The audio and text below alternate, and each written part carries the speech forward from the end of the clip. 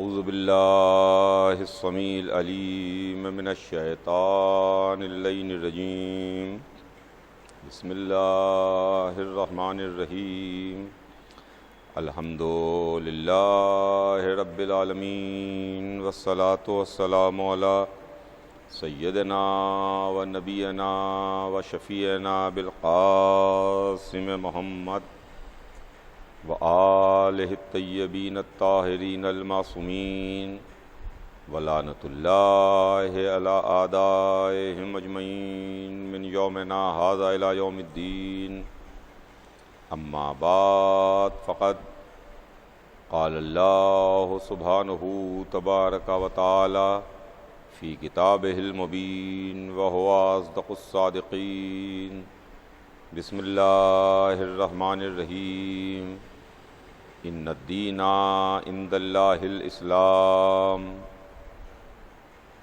خداوند عالم قرآن مجید میں ارشاد فرماتا ہے کہ یقیناً دین اللہ کے نزدیک اسلام ہے۔ عزیزان گرامی، مسلسل چاند رات سے آپ کی خدمت میں ایک عشرہ مجالس کا آغاز ہوا، اور جو عشرہ مجالس سلسلہ ہدایت کے عنوان سے جاری ہے۔ ہمارے آپ کے درمیان جو گفتگو ہے، جو بات ہے، جو واقعات ہیں، جو چیز بیان کرنے کی میں کوشش کر رہا ہوں، وہ ان ہادیوں اور ان رہبروں کا سلسلہ ہے اور ان کے واقعات ہیں کہ جن کو اللہ نے ہماری ہدایت کے واسطے منتخب کر کے بھیجا۔ چنانچہ اس سلسلے میں نے آپ کی خدمت میں کچھ انبیاء کے تعلق سے گفتگو کی۔ آج جو کچھ بھی ہے وہ عرض کر کے کل سے انشاءاللہ بات کا رخ آگے بڑھ کے گھوم جائے گا۔ کل میں نے آپ کی خدمت میں عرض کیا تھا جناب ابراہیم کے تعلق سے۔ کل میں نے آپ کی خدمت میں کچھ باتیں عرض کی تھیں کہ علماء اسلام ارکان حج کے سلسلے میں غور کریں، اس لیے کہ ان کو محرم کے سلسلے میں اعتراض ہوتا ہے مگر حج میں کوئی اعتراض نہیں ہوتا۔ حج میں سر کا مڈانا سمجھ میں آتا ہے، کعبے کا طواف سمجھ میں آتا ہے، حجر اسود کو بوسہ دینا سمجھ میں آتا ہے، کعبے کا پردہ چومنا سمجھ میں آتا ہے، صفا و مروہ کے درمیان صحیح سمجھ میں آتی ہے، شیطانوں کو پتھر مارنا سمجھ میں آتے ہیں، مگر جب ہم علم عباس کو بوسہ دیں، ذریعہ حسین کو بوسہ دیں، نام حسین پر سینہ زنی اور ماتم کریں، ہماری آنکھیں اشکبار ہو جائیں، ہم سر و سینہ پیٹیں، سر و پا برہنہ رہیں، تو یہ اس کی سمجھ میں نہیں آتا۔ ٹھیک ہے، اپنی اپنی فکر ہے، اپنی اپنی سمجھ ہے۔ سلسلہ بیان آج آگے بڑھے۔ جناب ابراہیم کے بعد جو سلسلہ ہمارے درمیان آتا ہے العزم پیغمبروں میں، وہ نام جناب موسیٰ کا نام ہے۔ جناب موسیٰ جناب ابراہیم کے بعد العزم پیغمبروں میں کے ایک ہیں۔ میں نے عرض کیا تھا کسی مجلس میں کہ پہلے العزم جناب نوح ہیں، نوح کے بعد جناب ابراہیم، جناب ابراہیم کے بعد جو العزم پیغمبروں کی فہرست میں نام آتا ہے اس میں جناب موسیٰ کا نام نامی اور اس میں گرامی ہے۔ جناب موسیٰ بھی اللہ کے منتخب کردہ اور اللہ کے محبوب ترین بندوں میں ہیں۔ جناب موسیٰ وہ نبی ہیں، جناب موسیٰ وہ معصوم ہیں، جناب موسیٰ وہ اللہ کے خاص بندے ہیں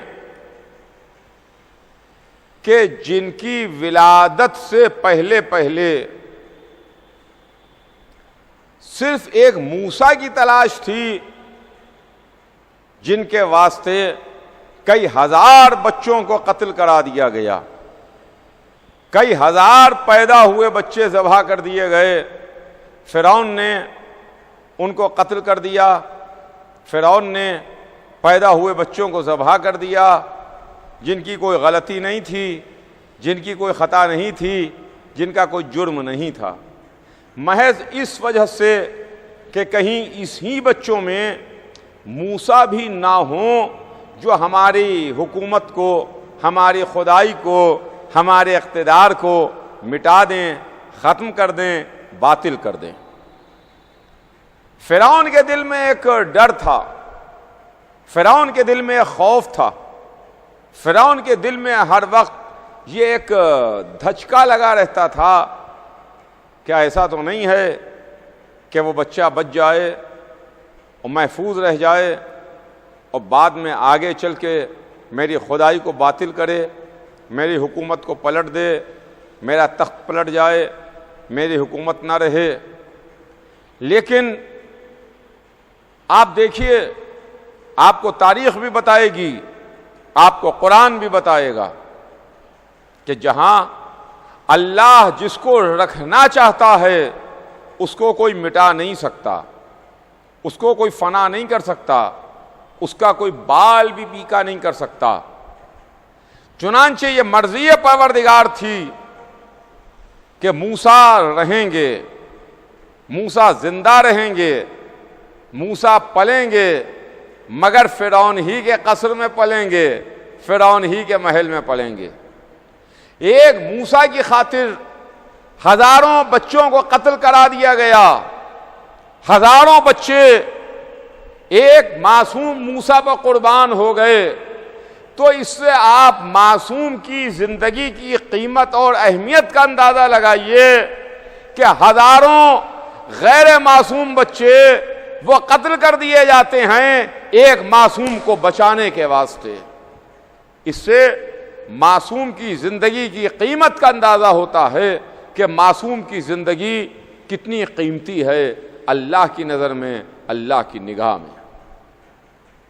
اور اس کے بعد جناب موسیٰ دنیا میں تشریف بھی لائے، پیدا بھی ہوئے، ان کی ماں نے لکڑی کے ایک صندوق میں رکھ کے ان کو دریا میں ڈال دیا، اور اس کے بعد وہ دریا میں صندوق بہتا ہوا چلا، فرعون کے قصر کے قریب پہنچا، فرعون کے محل کے قریب پہنچا۔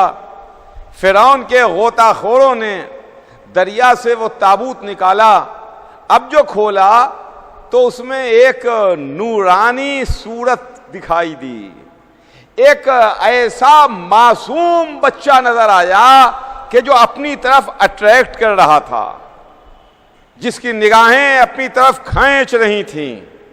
یہ بھی مرضی پروردگار ہے کہ فرعون جو تو چاہے گا وہ نہیں ہو پائے گا، جو میں چاہوں گا وہ ہوگا۔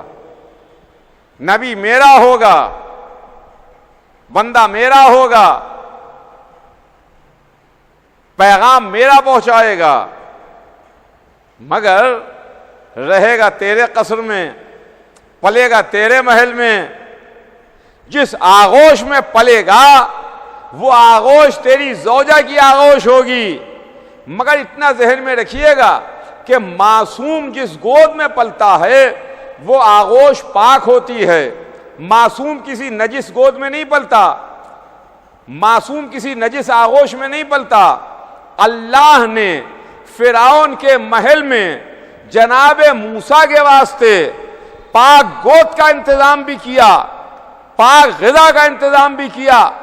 جو جناب موسیٰ غذا نوش فرماتے تھے وہ غذا بھی پاک تھی، جس گود میں پل رہے تھے وہ گود بھی پاک تھی۔ اب یہ سمجھنے کی بات ہے عالم اسلام کے کہ موسیٰ چھوٹے نبی ہیں، محمد بڑے نبی ہیں۔ اللہ چھوٹے نبی کے لیے موسیٰ کے محل میں پاک آغوش کا انتظام بھی کر سکتا ہے، پاک گود کا انتظام بھی کر سکتا ہے، پاک غذا کا انتظام بھی کر سکتا ہے، مگر اپنے حبیب کے واسطے، سب سے بڑے نبی کے واسطے مکے میں کافر آغوش کا انتظام کرے گا؟ کیا محمد معاذ اللہ کافر کی گود میں پلیں گے؟ کہا استغفر اللہ خاکم بدہن، ایسا ہرگز نہیں ہے۔ اگر موسیٰ چھوٹے نبی ہو کے پاک گود میں پل سکتے ہیں تو محمد بھی بڑے نبی ہو کر کے جس گود میں پلیں گے وہ آغوش پاک آغوش ہوگی۔ تو آپ کو ماننا پڑے گا کہ جناب ابو طالب ان کی گود پاک ہے، ابو طالب مومن ہیں، ابو طالب کافر نہیں ہے۔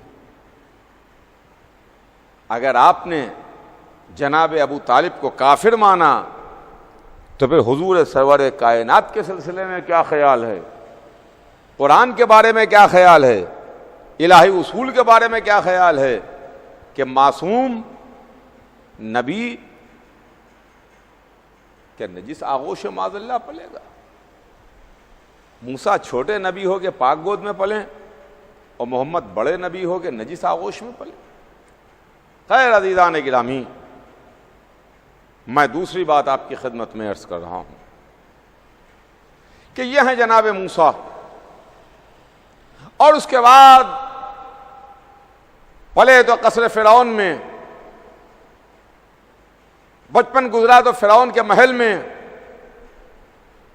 اسی میں وہ واقعہ بھی ہے کہ جب فرعون کی داڑھی پکڑ کے فرعون کے منہ پر تماچا مارا، فرعون کے منہ پر تماچا مارا، جب فرعون کو یہ شبہ ہوا کہ کہیں ایسا تو نہیں ہے کہ یہی وہ بچہ ہے کہ جو ہماری حکومت کو پلٹ دے گا، ہمارے تخت کو گرا دے گا، ہماری خدائی کو باطل کر دے گا، تو اس نے ٹیسٹ کے واسطے، امتحان کے واسطے ایک تشت میں انگارے رکھے۔ جناب موسیٰ نے انگارے اٹھا لیے، جس سے ہاتھ بھی جلا، زبان بھی جلی۔ تو خیر عزیزان گرامی، یہ واقعات ہیں، لیکن مجھے جو اس سلسلہ ہدایت میں آپ کی خدمت میں جو چیز عرض کرنا ہے جلدی بس، وہ یہ ہے کہ ایک وقت وہ بھی آیا جب فرعون کے ساحر، وہ کہ جن کو اپنے علم پر پورا عبور حاصل تھا، اپنے علم پر پورا کمال حاصل تھا، جو ساحران فرعون کہلاتے تھے، وہ ساحر ان کو فرعون نے بلایا، ساحران فرعون تھے، اور جناب موسیٰ کو بھی اللہ نے ایک معجزہ عطا کیا۔ وہ معجزہ موسیٰ کو عصا کی شکل میں ملا، موسیٰ کے پاس عصا کی شکل میں معجزہ تھا۔ فرعون نے اپنے جادوگروں کو بلایا، فرعون نے اپنے ساحروں کو بلایا، جو علم میں اپنے کمال کی منزل پر پہنچے ہوئے تھے۔ ادھر جناب موسیٰ بیٹھے ہیں، ان کے ہاتھ میں عصا ہے، ادھر وہ فرعون کے ساحر اور جادوگر موجود ہیں کہ ایک مرتبہ فرعون نے گرین سگنل دیا، ہری جھنڈی دی، ساحران فرعون رسیوں پر کچھ پڑھ کے پھونکنے لگے، اور پھونک کے رسی کے ٹکڑوں کو ہوا میں اڑانے لگے۔ تو ان کے علم اور ان کے جادو کی وجہ سے وہ رسی کے ٹکڑے سانپوں میں تبدیل ہو رہے تھے اور ہوا میں اڑ رہے تھے۔ ساحر رسی کے ٹکڑوں پر کچھ پڑھ رہے تھے، پھونک رہے تھے، اس کو ہوا میں ڈال رہے تھے، وہ رسی کے ٹکڑے سانپوں میں بدل رہے تھے اور وہ سانپ ہوا میں اڑ رہے تھے۔ درباری بھی موجود ہیں، یہاں سے وہاں تک مجمع لگا ہوا ہے، فرعون بھی موجود ہے، تماشا دیکھنے والے بھی موجود ہیں کہ ایک مرتبہ وحی پروردگار ہوئی، موسیٰ تم بھی اپنے عصا کو زمین پر ڈالو۔ جناب موسیٰ نے اپنے عصا کو زمین پر ڈالا۔ جیسے ہی جناب موسیٰ نے اپنے عصا کو زمین پر ڈالا کہ ایک مرتبہ وہ عصا اژدہے میں بدل گیا اور اس نے ہوا میں اڑنے والے تمام رسی کے پھکے ہوئے سانپوں کو نگل لیا۔ وہ رسی کے تمام پھکے ہوئے سانپوں کو نگل گیا، اور جیسے ہی یہ منظر ساحران فرعون نے دیکھا کہ ارے یہ تو کوئی ہم سے بڑا بھی ہے، جو ہم سے زیادہ علم رکھتا ہے، تمام کا تمام علم نجوم تو میرے پاس ہے، ہمارے پاس ہے، لیکن یہ جو آیا ہے بندہ، یہ جو موسیٰ آئے ہیں، یہ تو ہم سے زیادہ علم رکھتے ہیں۔ انہوں نے لکڑی پھینکی، وہ لکڑی اژدہے میں بدل گئی، جنہوں نے ہمارے سانپوں کو ڈس لیا، نگل لیا، کھا لیا۔ تو قرآن کہتا ہے وہ تمام کے تمام ساحر جو اپنے علم میں، علم سحر میں، علم نجوم میں کمال پر پہنچے ہوئے تھے، انہوں نے جب اپنے سے کسی بڑے کو دیکھا تو وہ فوراً سب کے سب سجدے میں چلے گئے، اور یہ کہتے ہوئے سجدے میں چلے گئے کہ آمنا برب العالمین، رب موسیٰ، ہم عالمین کے خدا پر ایمان لائے۔ دیکھیے گا یہ قرآن میں کلمہ ہے، یہ میں آپ کو کلمہ بھی قرآن سے دکھا رہا ہوں، قرآن میں بھی کلمہ موجود ہے۔ آج لوگ بات بات پر کہتے ہیں کہ صاحب قرآن میں دکھائیے، قرآن میں دکھائیے کہاں لکھا ہے، قرآن میں دکھائیے کہاں لکھا ہے۔ معاملہ یہ ہے کہ قرآن میں لکھی ہوئی ہر چیز ہے، بس دیکھنے کے واسطے نگاہ چاہیے ہے، علم چاہیے ہے۔ آمنا برب العالمین، ہم عالمین کے رب پر ایمان لائے، رب موسیٰ و ہارون، موسیٰ اور ہارون کے خدا پر ایمان لائے۔ میں کہوں گا ساحران فرعون سبحان اللہ سبحان اللہ، ماشاء اللہ ماشاء اللہ، کیا کلمہ تم نے پڑھا، آمنا برب العالمین، رب موسیٰ و ہارون، قرآن میں ہے، اٹھا کے دیکھ لیجئے آپ۔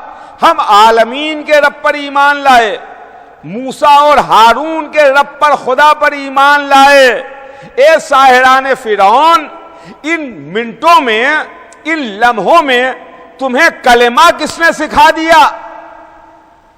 یہ کلمہ پڑھنا کس نے سکھا دیا؟ اور کلمہ بھی مکمل کلمہ کس نے سکھا دیا؟ جہاں تم نے کیسے پہچانا کہ نبی کا نام اکیلے نہیں لیا جاتا جب تک وسیع کو بھی شامل نہ کر لیا جائے۔ آمنا برب العالمین، ہم عالمین کے رب پر ایمان لائے۔ آمنا برب العالمین، عالمین کے رب پر ایمان لائے، رب موسیٰ و ہارون، موسیٰ اور ہارون کے رب پر ایمان لائے۔ موسیٰ کا نام بھی ہے، خدا کا نام بھی ہے، ہارون کا نام بھی ہے، موسیٰ کا نام بھی ہے، موسیٰ کے وسیع کا نام بھی ہے، ہارون کا نام بھی ہے۔ تو پتہ یہ چلا کہ جب مکمل ایمان آتا ہے تو مکمل ایمان اسی وقت ہوتا ہے کہ جب نبی کے ساتھ ساتھ وسیع کا نام بھی شامل کیا جائے۔ آج دنیا ہم سے کہتی ہے کہ صاحب آپ تو کلمے میں، اپنی اذان میں اشہد ان علی ولی اللہ بھی کہتے ہیں، تو یہ اشہد ان علی ولی اللہ کہاں سے ہے؟ لا الہ الا اللہ تو سمجھ میں آتا ہے، محمد الرسول اللہ تو سمجھ میں آتا ہے، مگر علی ولی اللہ کہاں سے ہے؟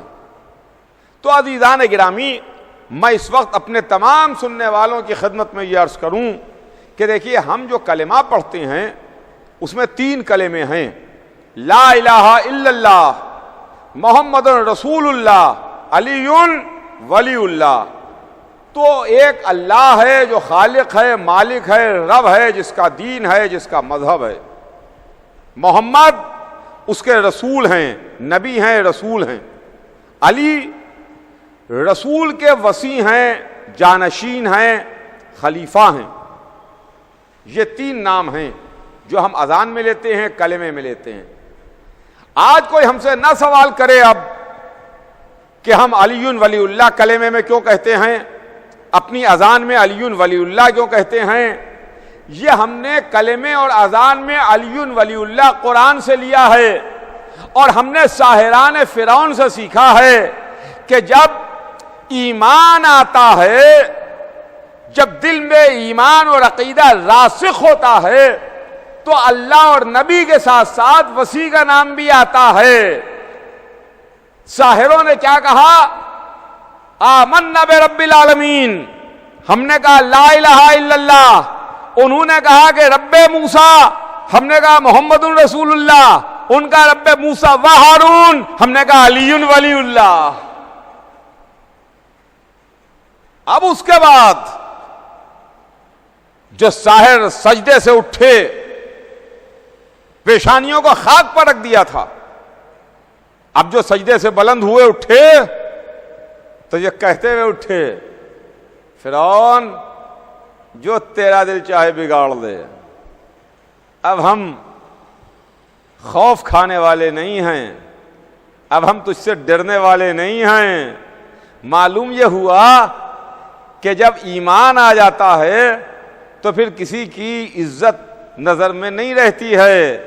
جھوٹے خدائی کا دعویٰ کرنے والے، جھوٹے دعوے کرنے والے، تخت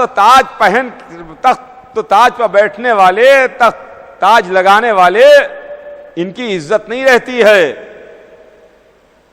جب اللہ، رسول اور رسول کے وصی، نائب اور جانشین، ان کے سلسلے میں ایمان اور عقیدہ راسخ ہو جاتا ہے۔ تو عزیزان گرامی، جو جناب موسیٰ کی منزل ہے، جہاں ساحران فرعون نے کلمہ پڑھا، اور اس کے بعد یہی جناب موسیٰ جب ایک منزل پر چلے، اپنے قوم اور قبیلے والوں کو لیے ہوئے، 12 قبیلے والے، 12 قوم والے، 12 الگ الگ قبیلے، دریا کو عبور کرنے کی منزل آئی، اس لیے کہ پیچھے پیچھے فرعون بھی لشکر لیے ہوئے آ رہا تھا، فرعون کا لشکر بھی آ رہا تھا۔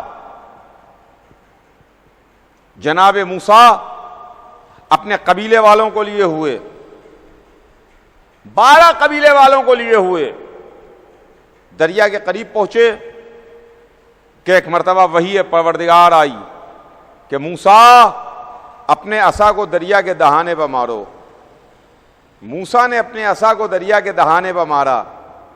جیسے ہی دریا کے دہانے پر موسیٰ نے عصا کو مارا کہ ایک مرتبہ دریا میں راستے بنے، دریا میں راستے بنے، 12 راستے بنے، اور موسیٰ اپنے قبیلے والوں کو لیے ہوئے، 12 قبیلے والوں کو لیے ہوئے دریا سے بخیریت گزر گئے۔ پانی ہٹا، پانی دیوار بن کے کھڑا ہوا، اور موسیٰ بآسانی قبیلے والوں کو لیے ہوئے دریا سے عبور کر گئے، دریا کو پار کر گئے۔ پیچھے پیچھے فرعون بھی آ رہا تھا، فرعون بھی آ رہا تھا کہ ایک مرتبہ فرعون نے اپنے قوم والوں کو دیکھا، اس کو تو خدائی پر ناز تھا، خدائی کا دعویٰ تھا کہ ہم تمہارے خدا ہیں، ہم تمہارے رب ہیں، اور اپنی قوم والوں سے کہا کہ ارے یہ راستے تو ہم نے بنائے ہیں۔ کہ ایک مرتبہ اپنی قوم اور اپنے قبیلے والوں کو لیے ہوئے جب بیچ دریا میں آیا تو پانی مل گیا، فرعون ڈوبا، اور فرعون کے ساتھ ساتھ اس کے ماننے والے بھی ڈوبے، فرعون کا کلمہ پڑھنے والے بھی ڈوبے، فرعون کے قبیلے والے بھی ڈوبے، وہ بھی ڈوبے جو فرعون کو مان رہے تھے۔ معلوم یہ ہوا کہ ظالم اکیلا ہی نہیں ڈوبتا ہے، ماننے والوں کو لے کے ڈوبتا ہے۔ ماننے والوں کے ساتھ ڈوبتا ہے، اور ادھر موسیٰ اپنے قبیلے والوں کو لیے ہوئے نکل گئے، بخیریت چلے گئے۔ اب عزیزان گرامی، یہاں پر ایک بات آپ کی خدمت میں عرض کروں کہ دیکھیے، یہ واقعات کہیں تاریخ ہم کو بتاتی ہے اور کہیں قرآن ہم کو بتاتا ہے۔ جو میں مسلسل آپ کی خدمت میں مختلف انبیاء کے تعلق سے عرض کرنے کی کوشش کر رہا ہوں، اور یہ ایک سلسلہ ہے جو سلسلہ ہدایت کا سلسلہ ہے، جو رہبری کا سلسلہ ہے، اور اللہ نے جو واقعات ہم کو قرآن میں بتائے ہیں، جو باتیں قرآن میں ہم کو بتائی گئی ہیں اور سنائی گئی ہیں، یہ معاذ اللہ بے وجہ نہیں ہیں۔ ان کے پیچھے کوئی نہ کوئی راز ہے، کوئی نہ کوئی سوال ہے، اور کوئی نہ کوئی سمجھ ہے۔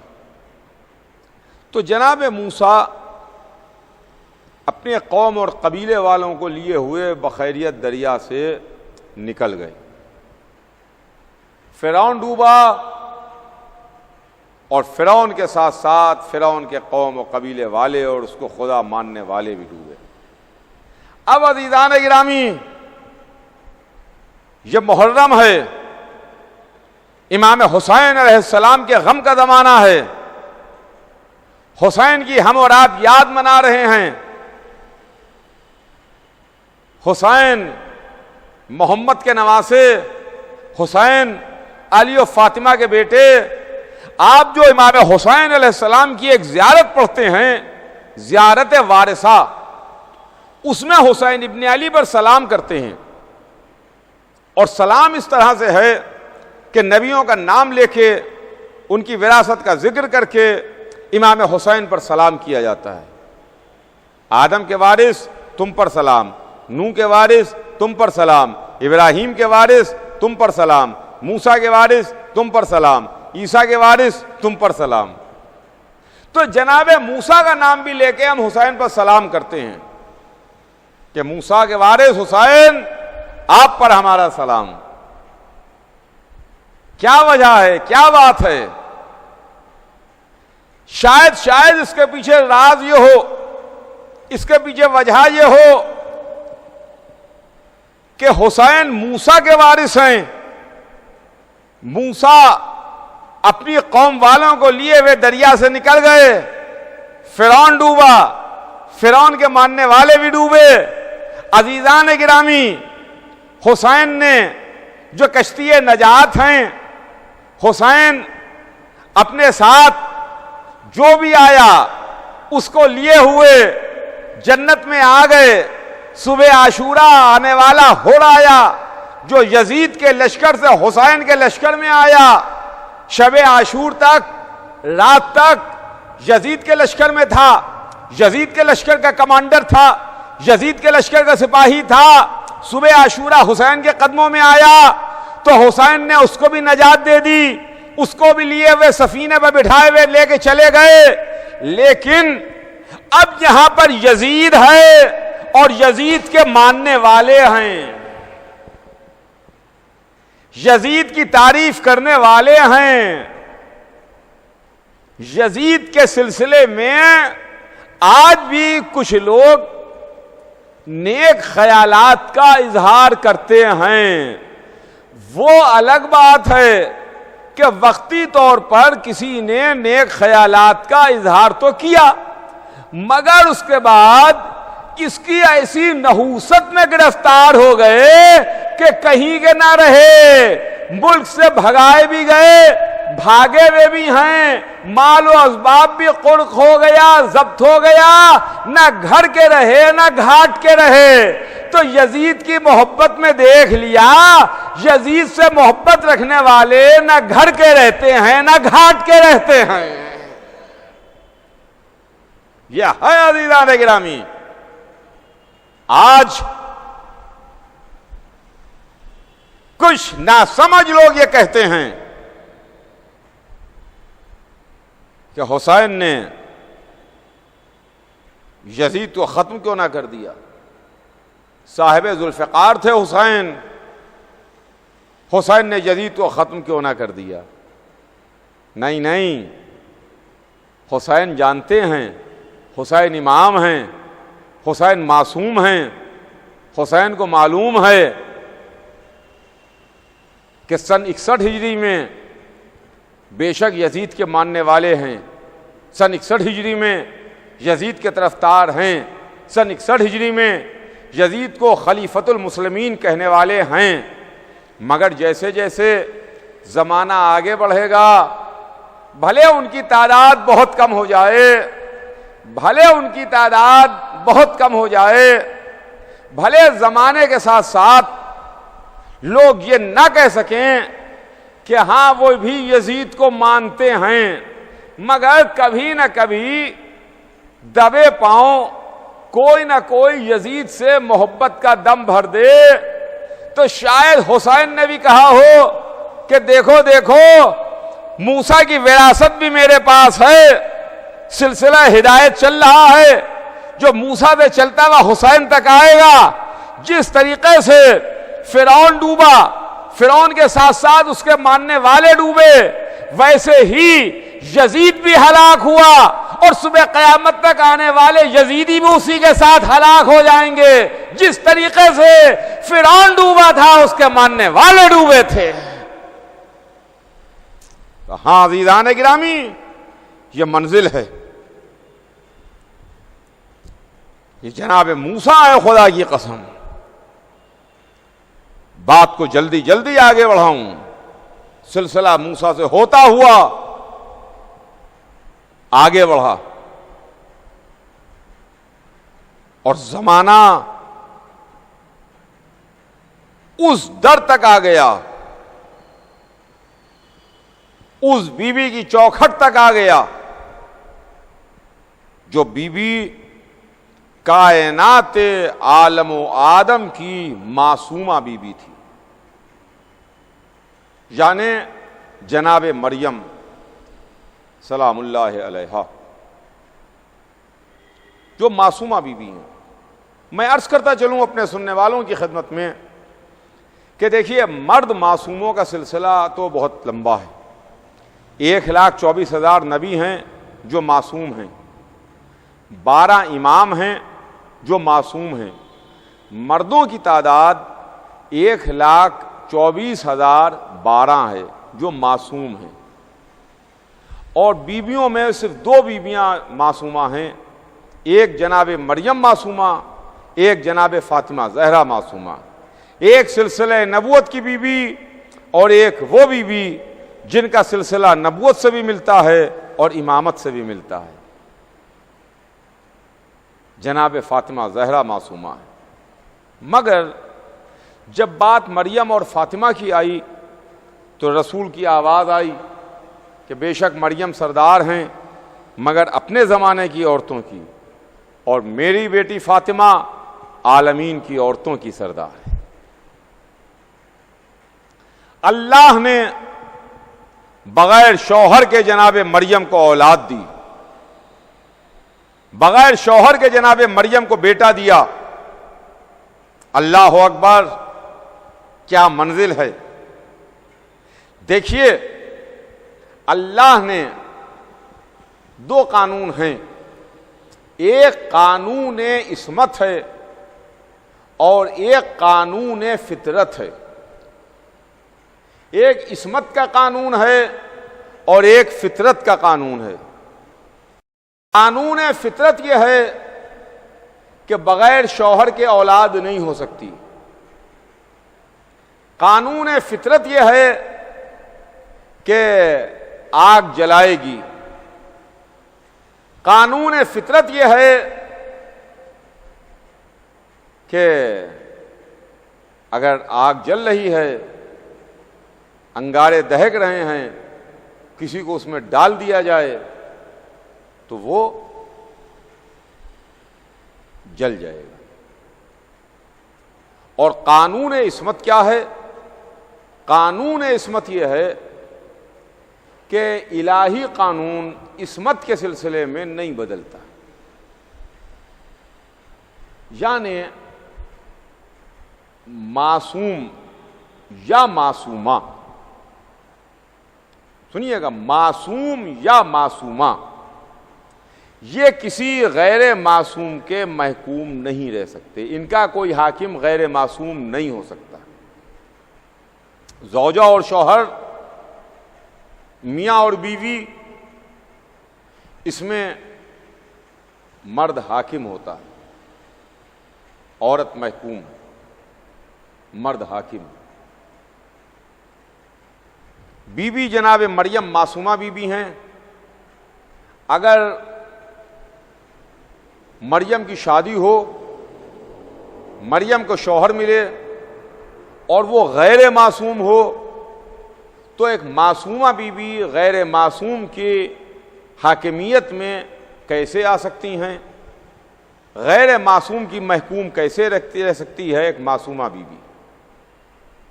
اس کے واسطے ضروری ہے کہ معصوم شوہر بھی ہونا چاہیے. مگر جناب مریم کے زمانے میں کوئی ایسا معصوم نہیں ہے کہ جن کا عقد جناب مریم کے ساتھ ہو سکے. اور بے شک چونکہ معصوم اور معصومہ اللہ بناتا ہے، لہذا اللہ ہی کے علم میں ہے کہ کون معصوم ہے اور کون معصومہ ہے. ہمارے آپ کے گھروں میں جو شادیاں ہوتی ہیں، وہ شادیاں باپ طے کرتے ہیں، مائیں طے کرتی ہیں، گھر و خاندان کے بزرگ مرد و خواتین طے کرتے ہیں. لیکن جہاں پر معصوم اور معصومہ کے عقد کی بات آ جائے تو وہاں پر اختیار اللہ کو ہے. اللہ نے جس کو معصوم بنایا ہو اسی کے ساتھ شادی ہوگی، اسی کے ساتھ معصومہ بیاہی جائیں گی. چونکہ جناب مریم کے زمانے میں کوئی معصوم نہیں ہے ایسا مریم کا کفو، مریم کے برابر کا جس کی شادی مریم کے ساتھ ہو سکے، لہذا قدرت نے قانون عصمت نہیں توڑا، قانون فطرت توڑا. فطرت کا قانون ٹوٹا، عصمت کا قانون نہیں ٹوٹا. عصمت کا قانون یہ ہے کہ معصومہ بھی کسی غیر معصوم کی حاکمیت میں نہیں آ سکتی. قانون فطرت یہ ہے کہ بغیر شوہر کے اولاد نہیں ہو سکتی. مریم کے واسطے قانون فطرت ٹوٹ رہا ہے. بغیر شوہر کے اللہ نے مریم کو اولاد دی. جناب عیسیٰ کی ولادت ہوئی، اور جب جناب عیسیٰ پیدا ہوئے تو مریم کے قوم و قبیلے والوں نے جناب مریم کی عصمت کی طرف انگلیاں اٹھانا شروع کی اور یہ کہنا شروع کیا کہ تم تو ایسی نہیں تھیں، تمہارا باپ، تمہارا دادا، تمہارا خاندان کوئی بھی ایسا نہیں تھا. ادھر مریم خاموش ہیں، مریم چپ ہیں. گہوارے میں پیدا ہوا بچہ لیٹا ہوا ہے، ابھی جس کی ولادت ہوئی ہے وہ جھولے میں لیٹا ہے کہ ایک مرتبہ مریم منہ سے کچھ نہیں بولتی، مگر جب مریم کی عصمت کی گواہی دینے کی بات آتی ہے تو مریم نے پیدا ہوئے بچے کی جانب اشارہ کیا، انگلی سے اشارہ کیا کہ آپ اس بچے سے پوچھ لیجئے. لوگ بچے کی جانب مڑے تو بچہ جھولے سے بولا، انی عبداللہ آتانی الکتاب جعلنی نبیا، میں اللہ کا بندہ ہوں، اللہ نے مجھے کتاب دی ہے، اللہ نے مجھے نبی بنایا ہے. یہ گہوارے میں عیسیٰ بول رہے ہیں، گہوارے میں عیسیٰ کلام کر رہے ہیں کہ میں اللہ کا بندہ ہوں، اللہ نے مجھے کتاب دی ہے، اللہ نے مجھے نبی بنایا ہے. ارے کسی کو حیرت نہیں ہوئی کہ پیدا ہوا بچہ بولتا کیسے ہے؟ ابھی جو بچہ پیدا ہوا ہے وہ بول کیسے رہا ہے؟ اور صرف بول ہی نہیں رہا ہے، بڑی بڑی باتیں کر رہا ہے جو آج تک فکر انسانی کو جھنجھوڑ رہی ہیں کہ میں اللہ کا بندہ ہوں، اللہ نے مجھے کتاب دی ہے، اللہ نے مجھے نبی بنا کے بھیجا ہے. معلوم یہ ہوا کہ دیکھو کہ جو معصوم ہوتا ہے وہ بات کا اعلان بھی کرتا ہے کہ وہ اللہ کا بندہ ہے، کوئی اللہ ہے، اللہ خالق ہے، اللہ مالک ہے، اللہ نے مجھے کتاب دی ہے، اللہ نے مجھے عہدہ دیا ہے، نبی بنایا ہے۔ تو عزیزان گرامی، عیسیٰ نے لکڑی کے جھولے میں اپنی نبوت کا اعلان کیا، کتاب ملنے کا اعلان کیا۔ علی نے پیدا ہونے کے بعد آغوش محمد میں اس بات کا اعلان کیا کہ میں بھی اللہ کا بندہ ہوں، مجھے بھی امام بنایا گیا ہے اور میں بھی قرآن کی تلاوت کر رہا ہوں۔ وہ لکڑی کے جھولے میں بولے، عیسیٰ لکڑی کے جھولے میں بولے، علی نور کی آغوش میں بولے، نور کے گہوارے میں بولے۔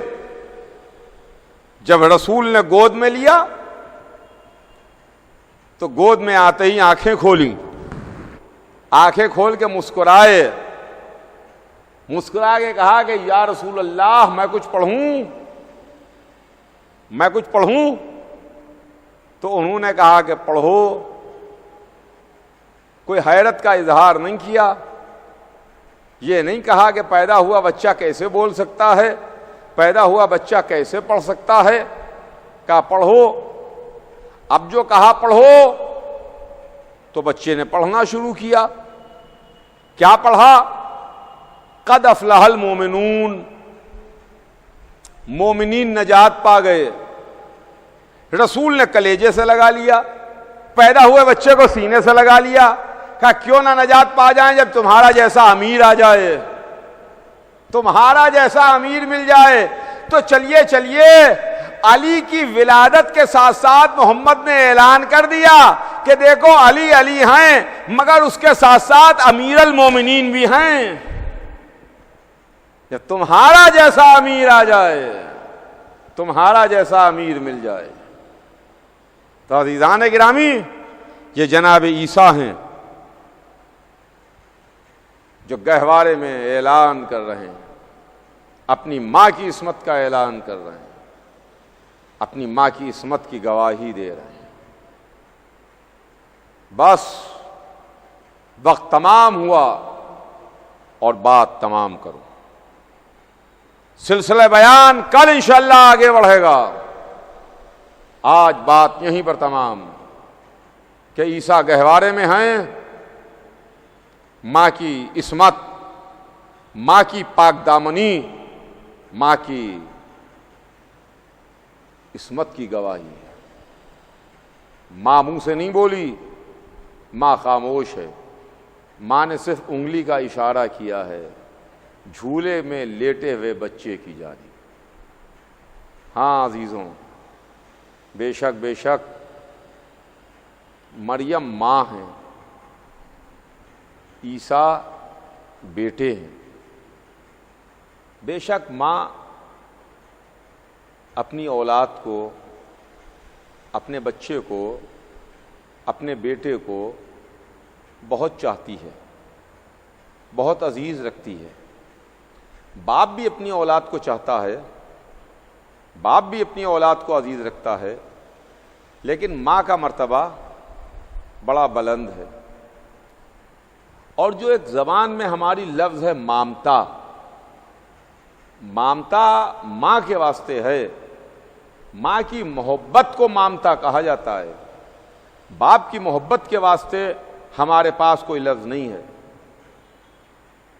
مامتا تو ہے، مامتا لفظ بولا جاتا ہے، مامتا کے معنی ڈکشنری میں دیکھ لیجئے، ماں کی محبت، لیکن باپ کی محبت کے لیے کوئی لفظ نہیں ہے۔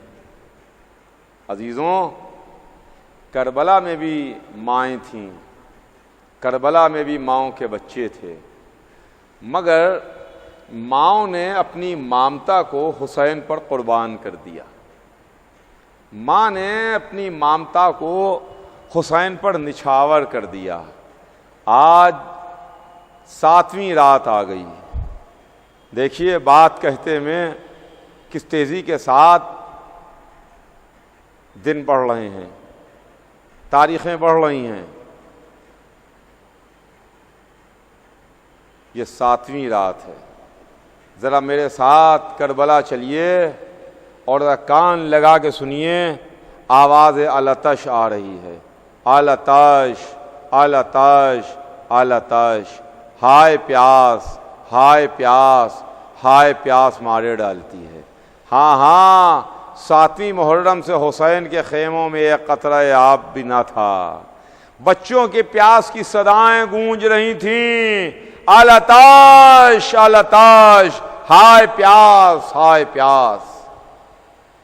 اب آج رات سے مصائب کا انداز بدل جاتا ہے. آج کی رات ہم یتیم حسن کا ماتم کرتے ہیں. آج کی رات ہم اس 13 برس کے یتیم کا ماتم کرتے ہیں جس کے باپ نے چلتے وقت اپنے بیٹے کے بازو پر یہ کہتے ہوئے تعویذ باندھا تھا، میرے لال قاسم جب کوئی مشکل موقع آئے تو اسے کھول کے پڑھ لینا. یہ کہہ کے حسن دنیا سے سدھارے. قاسم کو 11 برس میں، یعنی سن 50 ہجری سے سن 61 ہجری تک کوئی ایک لمحے کے لیے ایک ایسا موقع نہیں آیا کہ جب کسی مشکل و پریشانی میں گرفتار ہوئے ہوں اور اپنے باپ کا باندھا ہوا تعویذ کھول کے پڑھا ہو. ہائے کتنا چاہنے والا چچا ہے حسین، ہائے کتنا چاہنے والا چچا ہے حسین، جس نے اپنے بھتیجے کا اتنا خیال رکھا اتنا خیال رکھا اتنا خیال رکھا کہ ایک لمحے کے واسطے بھی قاسم کے ذہن میں یہ خیال نہیں آیا کہ باپ کا باندھا ہوا تعویذ کھول کے پڑھ لیں. مگر جب کربلا کے میدان میں حسین سے اجازت نہ ملی تو قاسم خیمے میں جا کے بیٹھ گئے. سوچنے لگے میرے چچا اجازت نہیں دیتے، کیا کروں، کیسے اپنے چچا پر جان قربان کروں. خیمے میں جاتا ہوں تو ماں خیمے میں نہیں بیٹھنے دیتی، خیمے کے باہر آتا ہوں چچا باہر نہیں ٹھہرنے دیتے. عجب کشمکش کا عالم تھا. خیمے میں گئے، ماں نے کہا جاؤ میرے لال چچا پر جان قربان کرو. خیمے کے باہر آئے تو حسین کہتے ہیں تم تو میرے بھائی کی نشانی ہو، تم تو میرے بھائی کی یادگار ہو. کہ ایک مرتبہ ایک خالی خیمے میں جا کے قاسم بیٹھ گئے. کچھ سوچنے لگے، کچھ خیال آیا کہ میرے بابا نے چلتے چلتے مجھے اپنے قریب بلایا تھا اور یہ کہتے ہوئے ایک تعویذ باندھ دیا تھا، میرے لال قاسم جب کوئی مشکل موقع آئے تو اسے کھول کے پڑھ لینا. قاسم نے وہ تعویذ کھول کے دیکھا، پڑھا. باپ کا اجازت نامہ تھا. جلدی سے اس کو لیے ہوئے حسین کی خدمت میں آئے. اے چچا اپنے بابا کی سفارش لے آیا. حسین نے بیابان میں بھائی کی تحریر کو دیکھا، لکھا ہوا تھا میرے بھیا میں نہ ہوں گا، میرے بدلے میں قاسم کو اجازت دے دیجئے گا، میرے بدلے قاسم آپ پر جان قربان کرے گا. حسین نے جنگل میں بھائی کی تحریر کو دیکھا، آنکھوں سے لگایا، سینے سے لگایا، قاسم کو گلے سے لگا کے بہت روئے. جب غشت فاقہ ہوا کہا جاؤ میرے لال خدا حافظ. قاسم کو خدا حافظ کہا. قاسم کا قد اتنا کم تھا کہ خود سے رہوار پر سوار نہیں ہو سکتے تھے. عباس نے گود میں اٹھایا، قاسم کو سوار کیا. میں کہوں گا آقا عباس آپ نے گھوڑے پر سوار تو کر دیا، اب جب قاسم گھوڑے سے گریں گے تو اتارے گا کون؟ اس وقت کون سہارا دے گا؟ میرا دل کہتا ہے جنت سے دادی آ جائے گی، جنت سے فاطمہ آ گئی ہوں گی. قاسم چلے، حسین کو جھک کے سلام کیا، عباس کو سلام کیا. کہ ایک مرتبہ حسین نے قاسم کو اپنے قریب بلایا. قاسم اپنے چچا کے قریب آئے، رہوار کا رخ موڑا، چچا کے قریب پہنچے تو حسین نے قاسم کا گریبان چاک کر دیا. قاسم کا گریبان چاک کر دیا. مجھے نہیں معلوم کہ حسین نے یتیم بھتیجے کا گلیبان کیوں چاک کیا، مجھے نہیں معلوم، لیکن شاید میرا دل کہتا ہے کہ شاید اس واسطے گریبان چاک کیا ہو کہ جب یتیم پوتا دادا کی خدمت میں جائے تو فریادی بنا ہوا جائے۔ بے نیام تلوار لیے ہوئے میدان میں آئے، ارزق شامی اور اس کے بیٹوں کو واصل النار کیا، اور اس کے بعد جب ارزق شامی خود مقابلے پر آیا تو قاسم نے ایک ہی وار میں اس کو بھی تہ تیغ کیا۔ قاسم لڑ رہے تھے، دشمنوں کو بھگا رہے تھے، دشمنوں کو قتل کر رہے تھے، مگر 13 برس کا پیاسا شہزادہ کہاں تک لڑتا، کہاں تک تلوار چلاتا کہ ایک مرتبہ چاروں طرف سے دشمنوں نے گھیر لیا۔ قاسم گھوڑے سے زمین پر آئے، آواز دی، یا اماں ہو ادرکنی، یا اماں ہو ادرکنی، اے چچا جلدی مدد کو آئیے۔ ادھر سے حسین چلے، عباس و علی اکبر چلے۔ اب جو قاسم کے سرہانے پہنچے، قاسم دنیا سے سدھار چکے تھے، حسین نے منہ پر منہ رکھ دیا، اے میرا تیرا چچا آ گیا، مگر تجھ سے بڑا شرمندہ ہے، وقت پر تیری مدد نہ کر سکا۔